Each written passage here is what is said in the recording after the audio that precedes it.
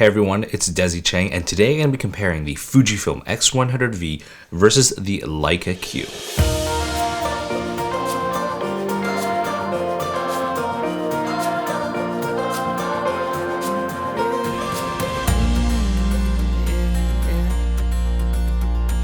We are strong, together we are one. Okay, so you're probably wondering why the hell am I comparing these two cameras? Well, they are probably the best looking fashion accessories that take pretty damn good pictures. Between the two cameras, Fujifilm X100V or the Leica Q, which one do you think looks better? Looks better, the Leica looks better, I think, but it's there's not that much in it. I think the red dot does a lot for the Leica. Now, I'm not including the Leica Q2 into this review just because that camera is about 3.5 times more expensive than the Fujifilm X100V, whereas the Leica Q, if you get it on a used market, is only about 2 times more expensive. So it's a little bit more of a realistic comparison. So here are some side-by-side images between the two cameras. Let's see if you can tell the difference.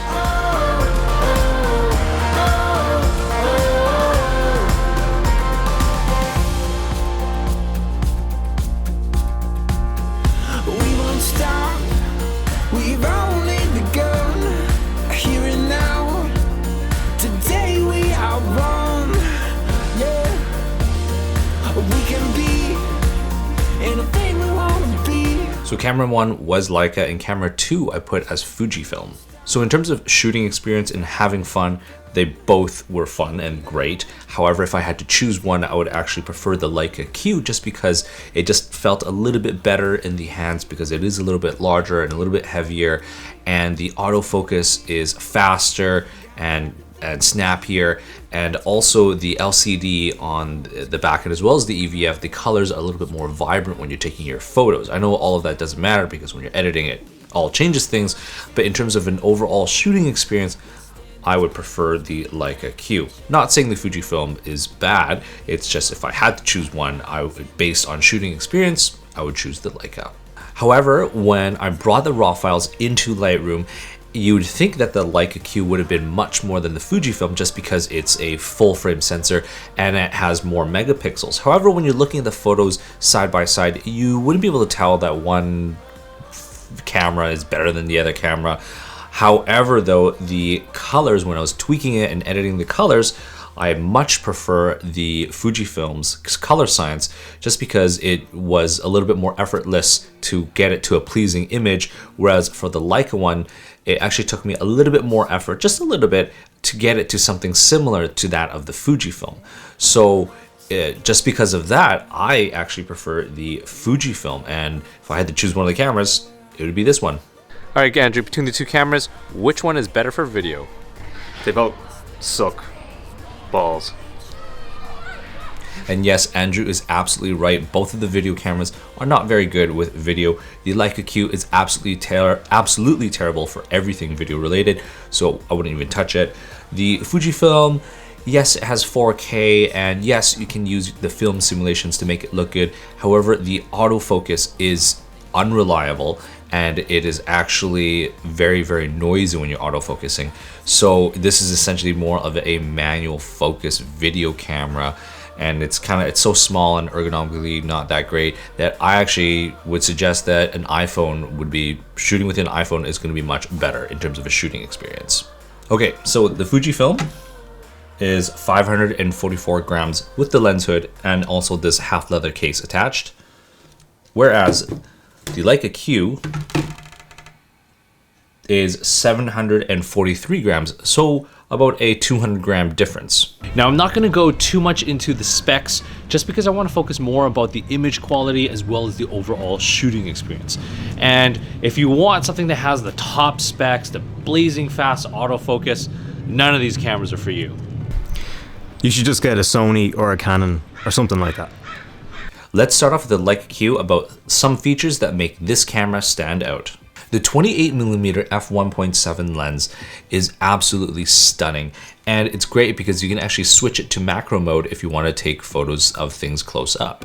Because it has a full frame sensor, it's a little bit better for dynamic range, low light, and you can get a little bit shallower depth of field. I love that it has the ability to crop from 28 to 35 to 50mm with a push of a button. When doing single point autofocus, it is actually quieter and faster than the Fujifilm. And last but not least, it has that beautiful red Leica dot, which makes your fashion accessory much more valuable. And now onto the Fujifilm. First of all, it actually has a tiltable LCD screen, which is extremely useful for street photographers. It does have a built-in ND filter, and it is preloaded with a bunch of film simulations, which you can use or not. And something you don't often see in smaller cameras, it actually has a joystick to easily move your autofocus point around. It also has the ability to quickly switch from OVF to EVF. It's smaller, lighter, and much more compact. And lastly, it has IAF. Let's compare the continuous autofocus tracking.